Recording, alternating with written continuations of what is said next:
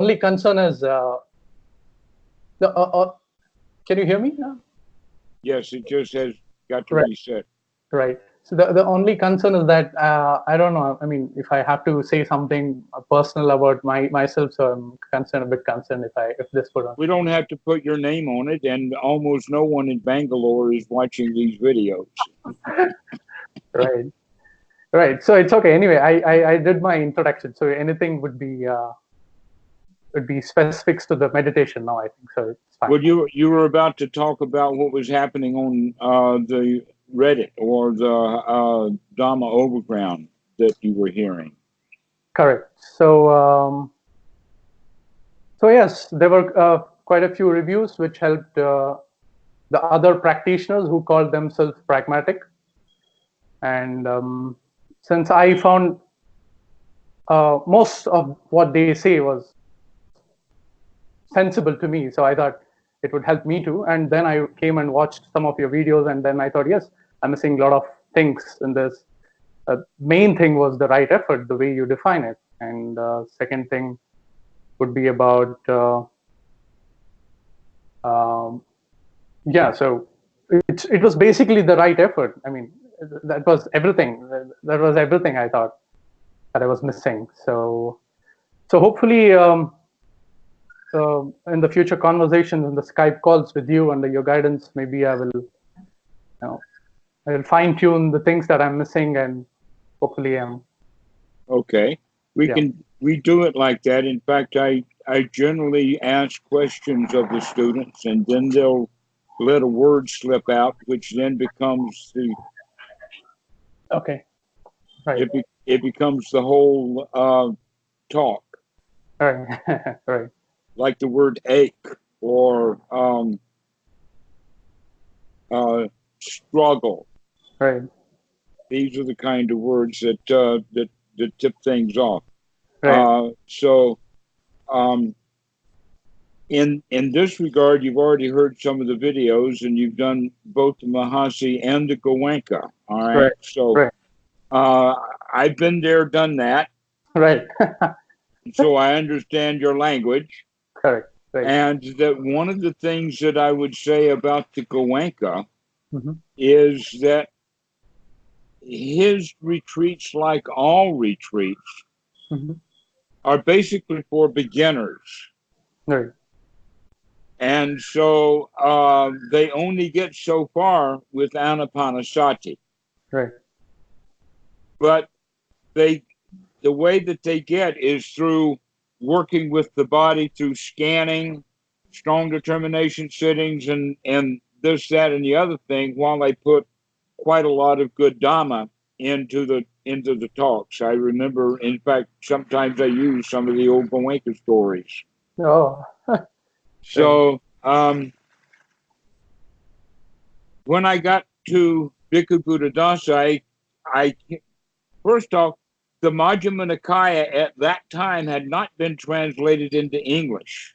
Okay. So most of what I understood from the sutras was what I was hearing from the Thai monks. Right. But since 1996 or 95, something like that, it's been translated into English. And Okay. that's where I could go back and say, aha, yeah, I got it. Yes, right.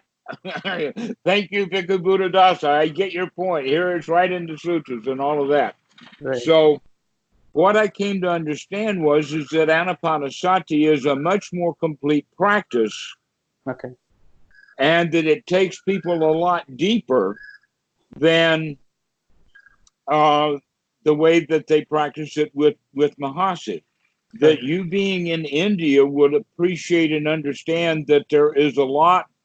Let us say they put it under the name of yoga, but you will also understand the word pranayama. Yeah. And you know also that anapana in the Pali is exactly the same thing as pranayama. Pranayama. In, exactly. And so these breathing techniques that they were practicing in the time of the Buddha incorporated that into Anapanasati because he understood through his own experience that deep breathing of various kinds really oxygenates the brain, gets it going, and all of that. And yet the Goenka people and the Mahasi people seem to talk about the breath, but never telling the student much of what to do with it. Mm-hmm. And the reason for that has to do with the influence that the Brahmins had on Buddhism, that is actually in the Visuddhimagga, so I've heard recently, to where it says don't control the breath. Well, pranayama is all about control the breath. Right. And so much of what we practice with Anapanasati through Bhikkhu Buddhadasa's method has to do with working with the breathing itself. Okay. And spending time with the breath, understanding it, and oxygenate the body. Let the out breath be a relaxing breath, so that we use the breathing as incorporated with the other things that we're doing to really get things going. And in that regard, we can say that it's mindfulness while breathing, as opposed to mindfulness of breathing. But the while breathing is actually while in the sense that we're doing it. We're watching it. That we don't let control go of it. And that there are many different kinds of ways to work. But if we forget about the breath and let it go to its normal state, when we're let us say in a relaxed place or not going anywhere, just sitting or whatnot, the body tends then to get very lazy with the breathing. Right. Or you can talk about the reptilian part of the brain is it goes into kind of shutdown mode. Right. Well, when it goes into shutdown mode, the first thing that's shut down is the human supercomputer, the frontal cortex. Right. And so by oxygenating the body and keeping it oxygenated, we have a whole lot better chance of using that frontal cortex to get it fit for work, get it functioning, and then the practice of meditation will be a lot easier to do. That insights will come so fast that it's almost like a Gatling gun or a machine gun, just giving you wow, wow, wow, wow, one after the other, because we're really seeing what's going on. And so this is an important quality that I think that is missing both in the Mahasi and the Goenka method. Okay. And so that's actually then reestablishing and reaffirming step one of Anapanasati, that long, deep breath, and to let it out so that it's let us say, a cleansing breath. There's many different pranayama breathing techniques, but this long breath that I'm talking about, I think that you understand that. Let me give you an example of it. Now, when we're breathing like that, we actually do experience the body. So Goenka is correct when he's talking about the feel, the touch of the cloth, the rising and the falling. Even the Mahasi talks about rising, falling, touching, sitting. Yes. Well, the rising and falling is the breath in and out, and the touching is actually the tactile sensations, and then the sitting is the knowledge of being a posture. We call that proprioceptic. Right. But we're bringing all of these functions of the body together with the breath so that we are paying a lot of attention to what's happening right here, right now, in relationship to the body. Okay. And that's the way that we get started, knowing that the mind will wander away. But after a short time, after a retreat or two, the students will begin to say, oh, no, I can watch the breath, but the background thoughts are still there. Yes. And so the way to do this is to say, okay, well, we recognize that some background thoughts are just fine and others are unwholesome in many regards. Okay, planning to rob a bank or to get married or, all kinds of things are unwholesome, and we'll forget all about the breath. Right. And so the wholesome thoughts that we would want to have would be the wholesome thoughts that are associated with the breathing. Okay. And so this is what the Mahasi method is talking about in the sense of noting has to do with the quality of noticing what's happening right here, right now. What is it that's going to help keep us in the present moment? As opposed to unwholesome thoughts are going to make it easy for the mind to become distracted. All right, so this is the first thing that we work with. But the next thing is looking at other aspects. What we've done now is talked about and covered the issues of the body, which Goenka and Mahasi are very good at. No problem with that, except to make sure that we're breathing. But then you probably heard from Goenka folks about what we call the Satipatthana. Right. I did. Okay.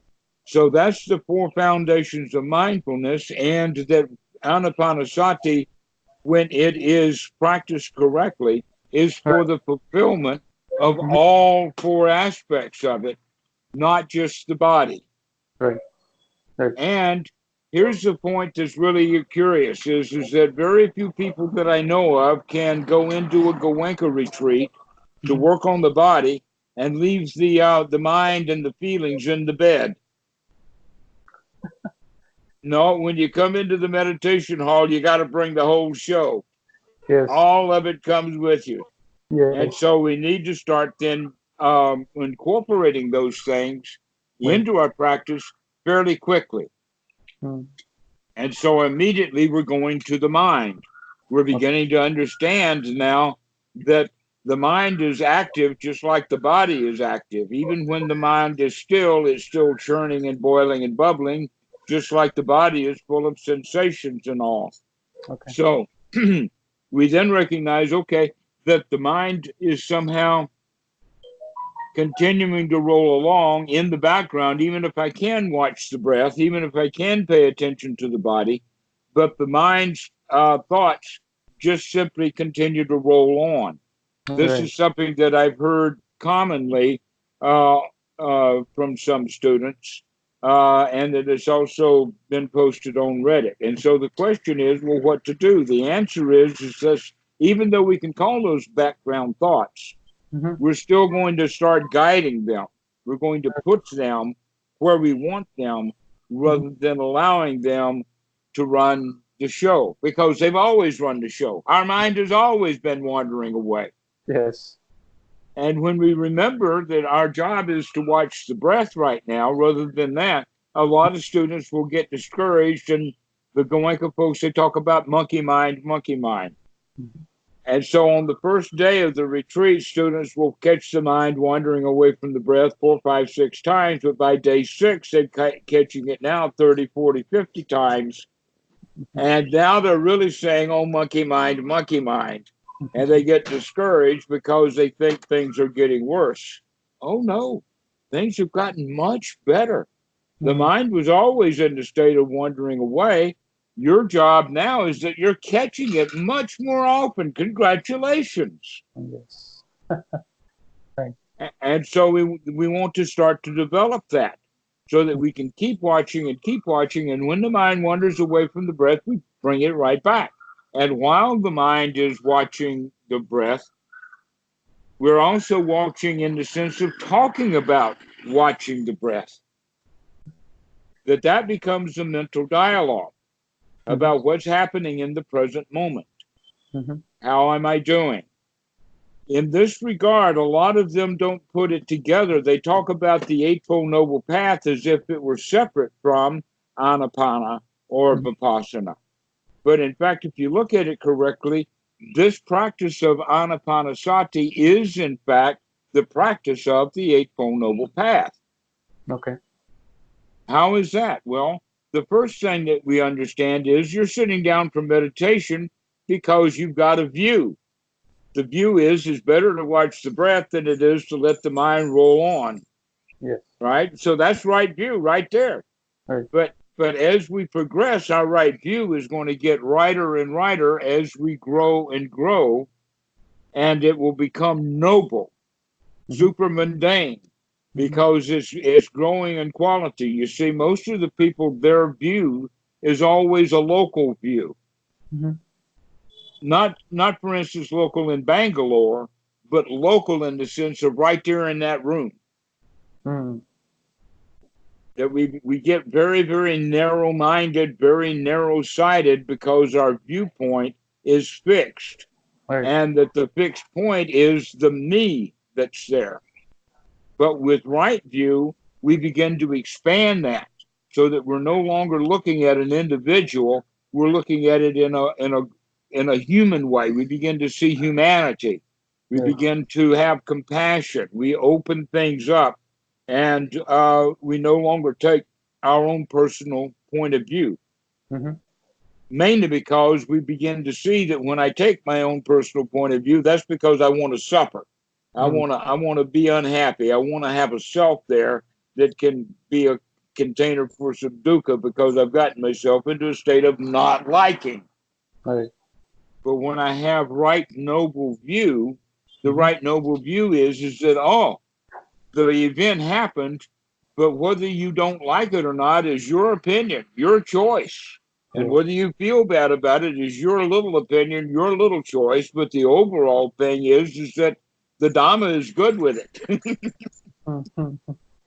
And so as we align ourselves with the Dhamma, or there's a Pali word I'll give you, it's called Dhammakai. It's called the body of the Dhamma. And what we're talking about is the big it, or cosmic consciousness, or God, or I mean, there's just so many words that are used to as concepts. But when the words are used, it almost limits the concepts.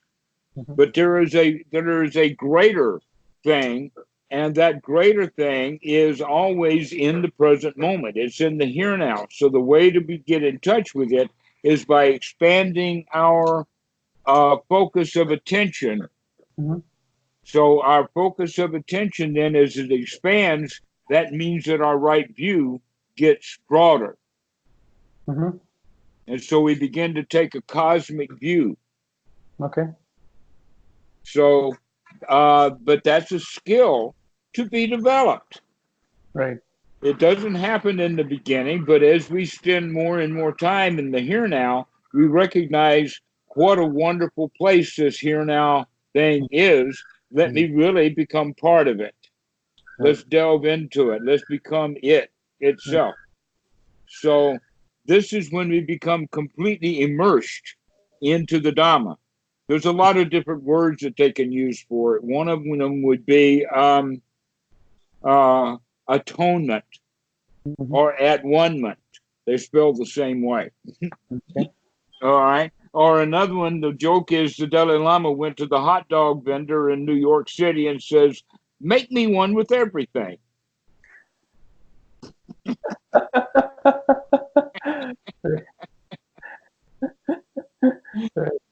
So this is what we're talking about, is the one's right view is a really overall right view, and it is overall, but it's also right in the sense that this is the way things really are.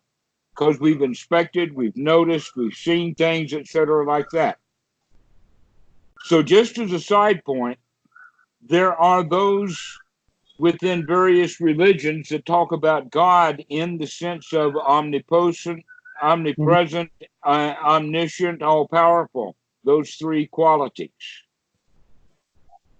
But if you look at it correctly, you'll see that yes, but what they're describing is gravity itself, that which keeps you in your chair so that you're not floating up to the ceiling, right?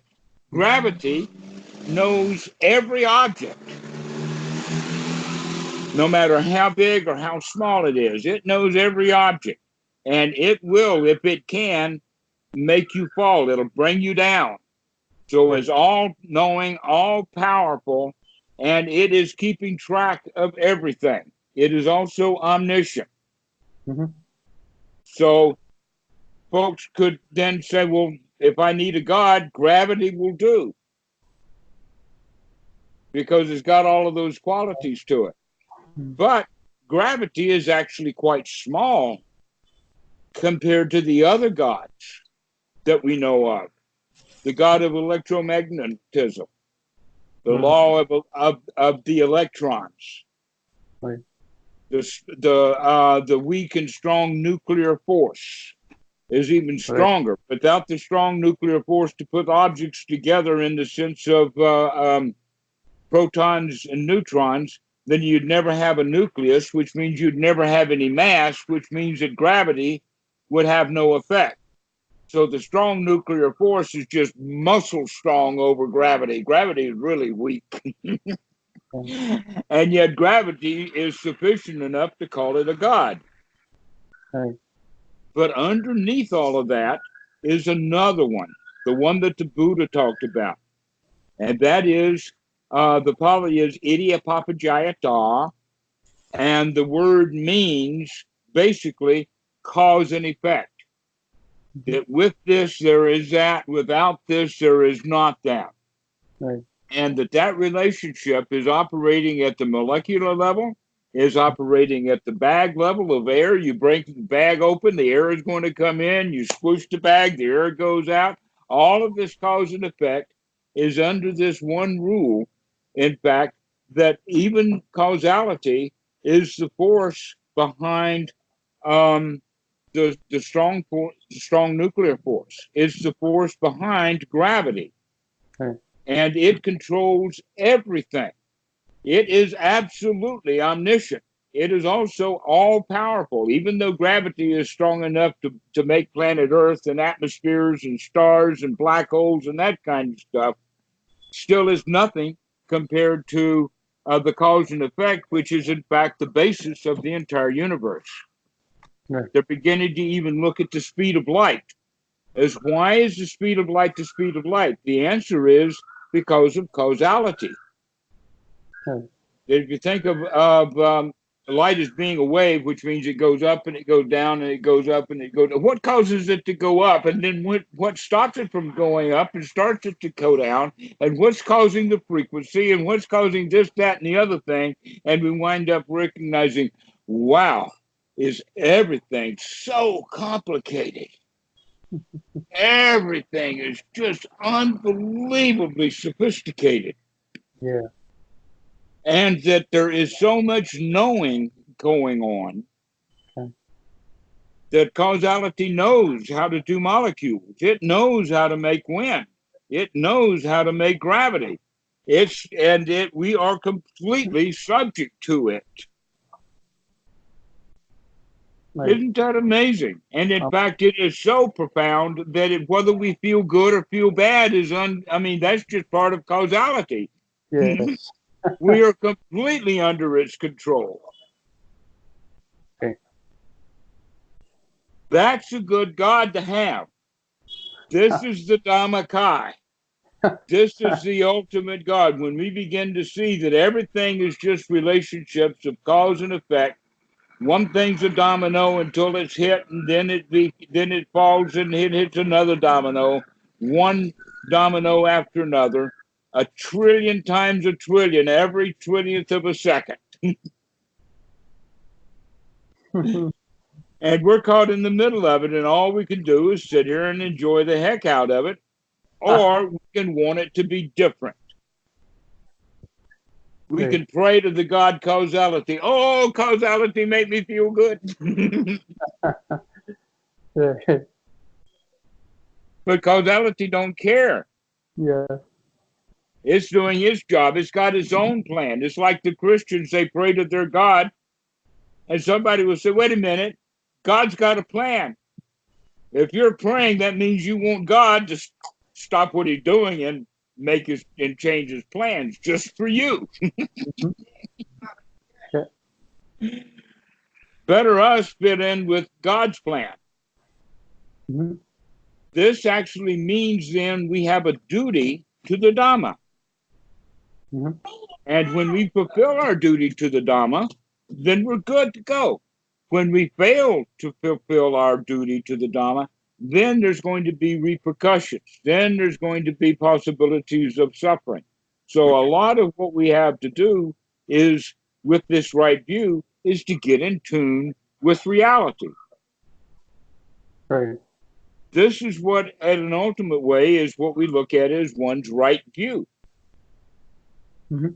It's going to start small, but it's going to grow. And that when you're sitting doing nothing, enjoying the moment, we can get in touch with just how grand things are. That it is so glorious, so magnificent, that we have to almost conceptualize it because it's too much to actually experience. Right. So this is the way that we're going. We're going in that direction, but we do it through satisfaction with whatever it is that we do experience. And so we've got to get our mind into a state of satisfaction. If we're going to really fit in with the big Dhamma, we got to fit in with this moment. Mm-hmm. This is where one's right effort comes in. If we put in just the right effort to bring ourselves to this present moment, then that's all we need. If we don't put enough right effort in, then that's what we would call choiceless awareness. Oh, I'm aware of that Mack truck. I'm just choosing to not choose and let it run over me. Mm-hmm. Rather than recognize, oh, there is dukkha coming. Let me stand aside. Mm-hmm. Just enough to stand aside. Don't have to go out and stop the truck. I can just let it pass. Right. In that regard, we call it becoming passive, because we let everything pass. Even Goenka's got a story about it with a ring that's got "let this too shall pass" as part of the inside of the ring. Have you heard that story?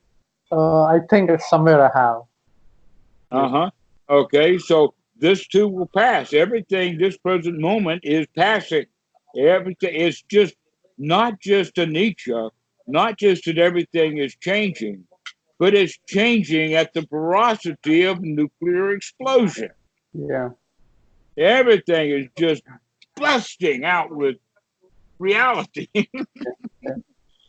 And so we become to understand that more and more as we spend more and more time in the here now, so that we can experience that, rather than in the past or in the future, which is where most people spend too much of their time. Yeah. And so we do this right effort with the idea that it is really good to not be in the past, to not be in the future, but to be here now. So we use it in the sense of, aha, I caught you. This is really nice right now. This is wonderful right now. If I would only stop being dissatisfied with it. That's all we need to do, is to come out of our dissatisfaction. And when we do that, then we chase those thoughts out. And we bring in new thoughts of satisfaction, new thoughts of this reality, this present moment. That's the best thing there is. Let's start paying attention to it. Let's begin to see what it's like to be in a state of suffering, so that later, when we're not in a state of suffering, we can recognize that too, that we are not in a state of suffering. Isn't that nice? Bhikkhu Buddhadasa calls that a little nibbana. Now, mostly in Buddhism, they think of nibbana as a huge thing that's so far off that is like a city in the sky or another world or whatever like that. And most folks fail to realize that, no, you do have little nibbanas almost every day. In fact, if you didn't have moments of cooling off, everybody would just burn right up. And so what we need to do is to recognize when we're having little nibbanas, to bring them on intentionally, and to enjoy them fully. To be in that third noble truth, to recognize what it's like to be free from suffering. Oh, this is so nice. And so now we're working with right effort. That's one's right effort. To gladden the mind, to be here now, to throw out whatever trash was in the mind, and to let's start working with the breath, focusing on the breath, and enjoying the moment, becoming satisfied with it. This is one's basic practice. And if you'll think about it, everything that I've told you does fit in with Goenka's method. I'm just giving you extra detail. Yeah. It also fits right in with Mahasi's method. Exactly. It's just got extra detail. Yeah.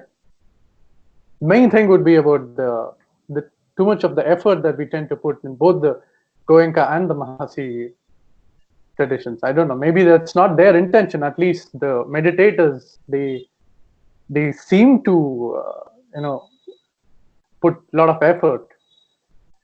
So like note that, note this, okay, note that, and so Goenka keeps repeating this sentence. Strive hard. So just 2 days left, just 1 day left. Strive hard. Come on, you can do it.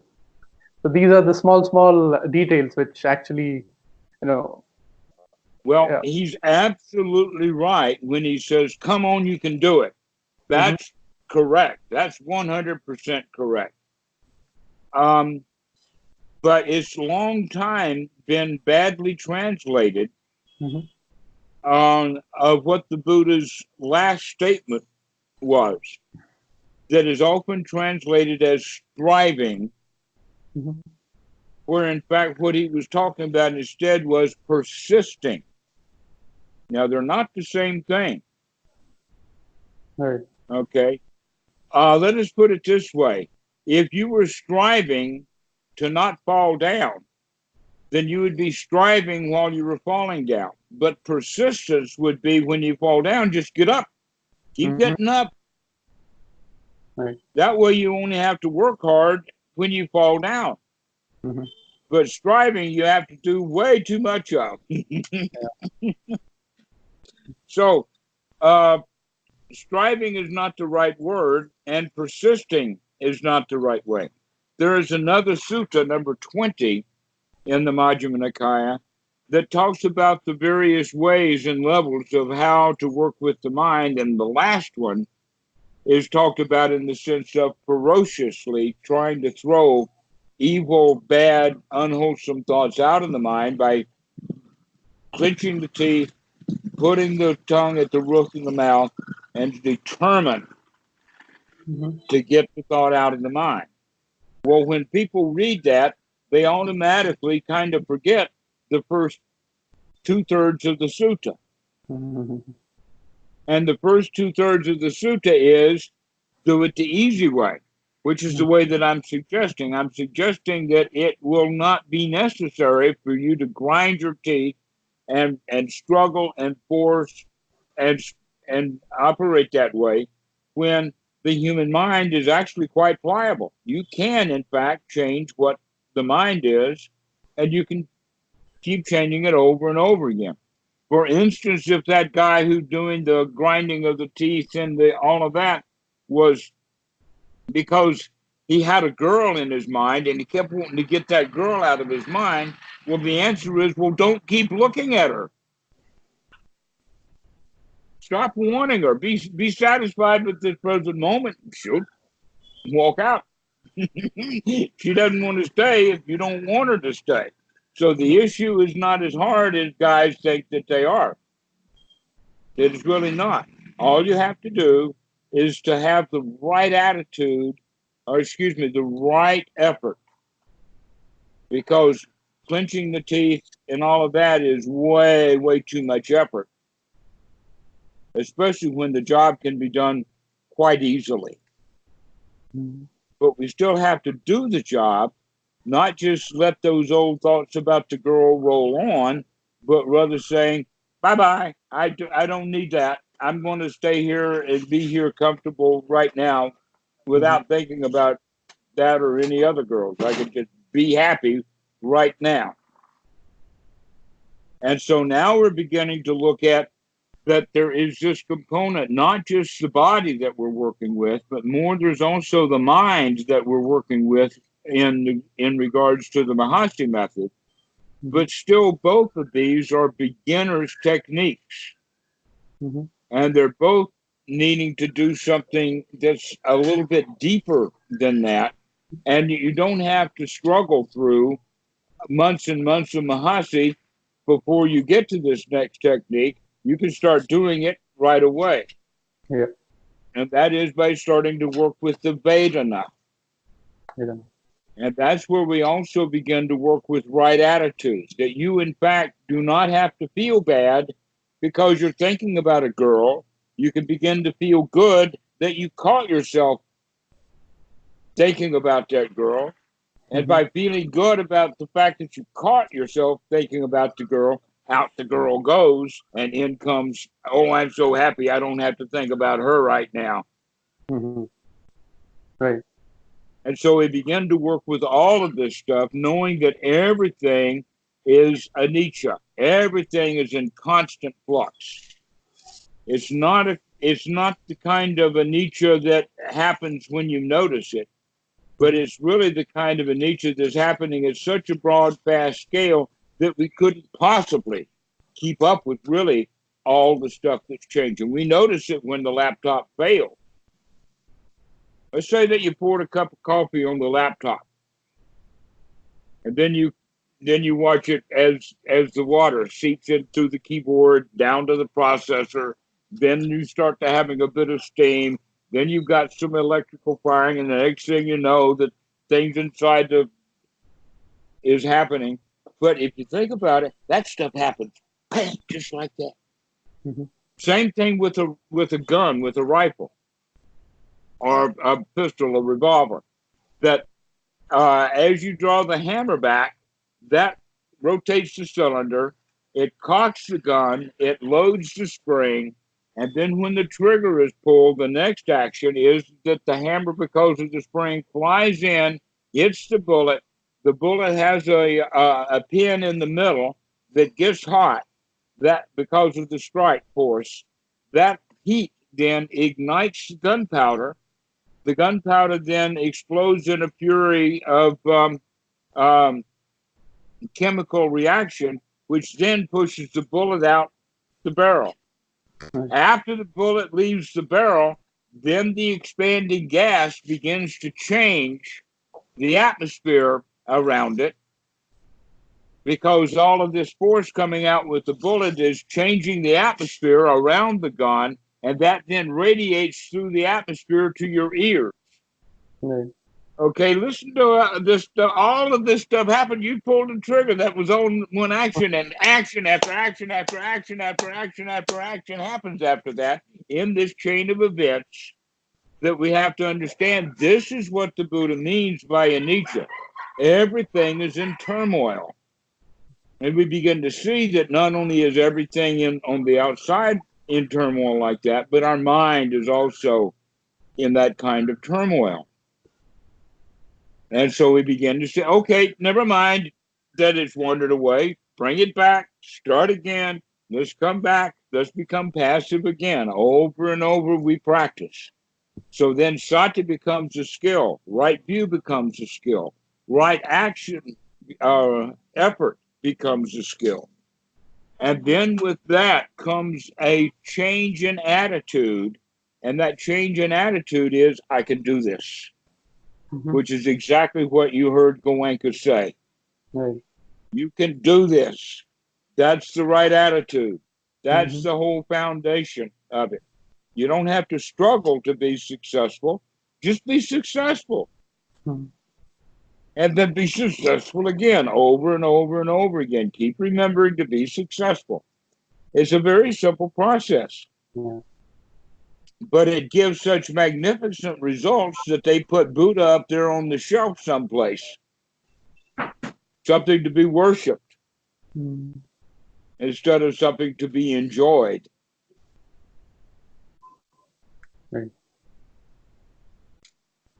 So this is the introduction to how to practice, is to keep coming back, knowing that you're developing these 4 skills. The 4 skills of the Eightfold Noble Path, and that will eventually lead to, and when I say eventually, I'm talking about 3 to 5 seconds, not 3 to 5 years. It will eventually lead to unification of mind. Okay. That you actually become into a holy state. The holy here is just one, you become at one with the universe in that state of atonement. It's simply that easy to do. But it needs to be practiced over and over again, because as we do it, we get really good at it. We develop it as a skill, the skill of joy, the skill of satisfaction, the skill of, I can do this. I'm a winner. Right. Right. So, especially, regarding the right attitude. So you gave this example with, uh, like, I just want to know if the emotions are too strong. Suppose there's too much of anger at that moment. So until now, what I have been doing was just identify the anger and start noting it. Anger, anger, anger, anger. So that itself would put me a step behind and start watching that. Now to okay, taking your advice to just tell myself, remind myself that okay, let me come back and take a deep breath and free myself at this moment. To do this, I mean, I mean, I tried few times in the past 2 days. I just didn't have enough motivation to. No, that emotion was too overwhelming that I just couldn't motivate myself to just come back to the breath and okay, let me forget that anger and come back to the breath. All right, let's talk about that. What you were mentioning there, because Mhm. I've heard that before with the Mahasi method of noting anger in the sense of anger, anger, anger, anger, as you were saying. Um, really, there's that's the beginner's way, but we need to find more sophisticated ways of dealing with it. Other than that, you're just going to just keep saying anger, anger, anger, anger, anger, anger, on and on and on. And by doing that, we're not paying attention to what's really going on. Okay. All right. The first time that we note anger, we can do it with the word anger.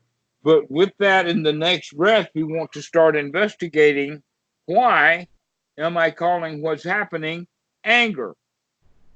What are the constituent components of anger? Is it being angry and then more angry and then more angry as if all of a sudden it was born spontaneously and now it's going to live forever? That's eternalism. Oh Mm. no, everything is in the state of flux, including the anger itself. So another way you could look at it is anger. Anger. Anger. Anger, yeah! I saw it, I saw it, I saw it. Uh, And those mind moments can happen just really quickly mm, rather than dwelling on it as if now that it's here, I've got to talk about anger. That's the wrong way of noting mhm. that, in fact, um, it brings, and this is something very, very common. I used to think that it was only a Western thing, but I've had Asian students tell me, oh no, they do it too. And so I can't call it it's more of a human condition that when Mahasi was talking about noting, Mhm. let's look at it from two different perspectives. One is we'll use the word witness. A witness is someone who saw what happens. And then the next thing, the next kind of witness is the one who's on the witness stand telling a story. Nice. The way you're talking about anger when you mention it is like the guy who's told a story about what he saw. Mhm. And while he's telling the story about what he saw, he's not watching what's happening now. The accident's not happening right now. That was in the past, just like the anger that I saw was in the past. Let's look at it again. Mhm.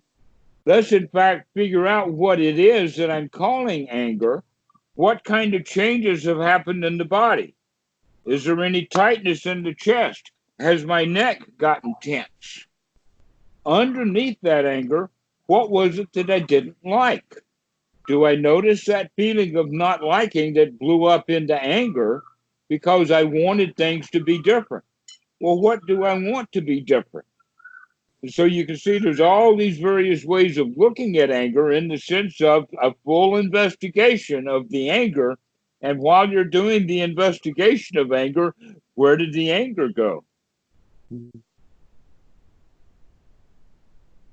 But if you note it wrong, then the anger and the anger and the anger and the anger, and by the way, while you're saying anger and anger and anger, some of the anger has changed. It's not the same as it was. Yeah. You might, in fact, continue to say anger when, in fact, it's gone now. Left already. And all that's left is the word anger. And so this is a new way of looking at it. Yes, noting is good, but not telling ourselves stories about it, because that then takes us out of the present moment, gets us back into thinking, back into talking, rather than continuing to investigate. Right. And so, like I said, with the gladdening of the mind technique that the Buddha gave, would be, aha, I see that anger. Anger, yes, I got it. I know. Wow, that's marvelous. I can actually see the anger. I used to get anger and wouldn't know that I was angry. That's actually quite common. In fact, well, people will be angry. They're in a heated discussion with someone, and the third party will come up and say, cool off, you don't have to be so angry. And he turns, I'm not angry. We're in a state of denial. So congratulate yourself when you can see the anger, because that's something new. And so now we're going to investigate it even more and more. Right. And so now we're not angry, we're investigating anger as it's changing. Watch it, in fact, fade away. Watch it die and collapse, and then get rid of it, relinquish it, throw it out. Okay. Those, by the way, are step 13, 14, 15, and 16 of anger anapanasati. Okay. This is how you would deal with anger, is to watch it being changed, watch it as it's being changed, and the watching of it now is actually requiring it to fade away or fall apart. And then it will die out. Now it's time to let it go, to relinquish it. It's gone. Now we can come back and have a happy moment again. Mm-hmm. And that stuff can happen just like that. Right. So that you don't have to spend time in anger. You can spend time watching anger instead. Now, out in the world, you were talking about it in the sense of on the sitting cushion. In the real world is where anger really arises. It doesn't come up much in the sitting posture unless you're in a retreat and somebody's coughing, and then you want to kill them. No, it was mostly to do with the daily activities of cushion. Right. So the very first thing when we recognize that we've gotten anger is to shut the mouth. Don't say another angry word. If somebody wants to get a word from you, you can say, wait a minute. 1 minute. I've got to do some mental surgery for just a second here. I'll be right with you.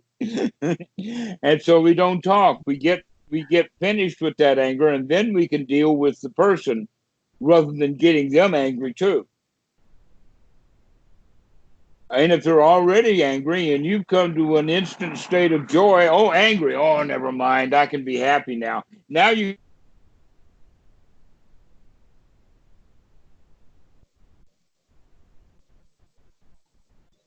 Hello?